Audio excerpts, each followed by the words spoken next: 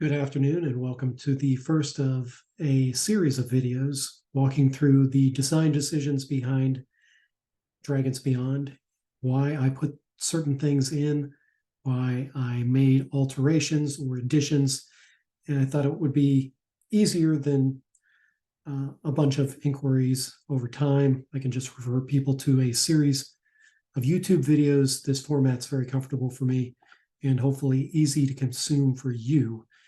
So what I'll begin with is a pre-production version of Dragons Beyond. This is version 0.84. We're at the tail end of November and hopefully releasing this by Christmas of 2023. So the cover design decision was based on the original Zero edition of the world's oldest fantasy role-playing game. I think you know the one to which I am referring. If you look at this image, all the images inside Dragons Beyond are public domain. These images are going to be cited in the actual product itself so that you can go click on a link and go directly to artwork. Unfortunately, the British Library has suffered a cyber attack. Some of these images were sourced from materials in the British Library that were very high quality scans. And unfortunately, the images that I have to link to right now, because I can't confirm 100% the link, I wanted to give you something so that you would be able to get to an image and be able to prove, yes, this is in the public domain, and yes, this is the book and page that it was sourced from. If you look at the cover of this simulated wood grain box, it's got a man on a horse, very reminiscent of the original edition of that fantasy role-playing game.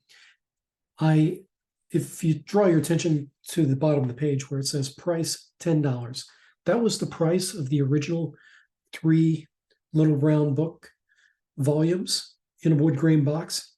I felt it was very important to maintain that price, even though, it was released in the early 1970s, and here we are in the early 2020s, 50 years later. I felt it was very important to be able to keep that price point, especially for a PDF. Now, print on demand will be coming soon. I've downloaded Affinity Publisher so that I can redo the layout and redo the imaging and release it as a print on demand through DriveThruRPG. But don't look for that anytime soon. That's going to be a labor of love between working on some of the other things that are in store.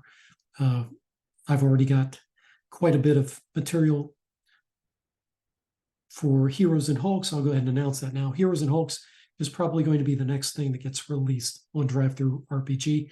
Heroes and Hulks is a medieval wargaming and fantasy role-playing game supplement for doing battles at sea.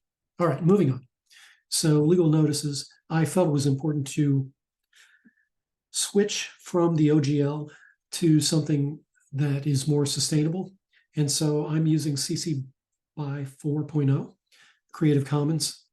I think the way I've structured it here is something that's very reminiscent of how the OGL does things.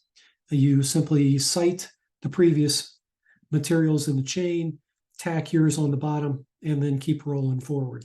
I do have references to the OGL, specifically around some things around spells, pieces of equipment, magic items that appear in their SRD from 2000 2003. But really, since they've released everything into the public domain for 5th edition relating to classes and things like that, this is more CYA, prevent litigation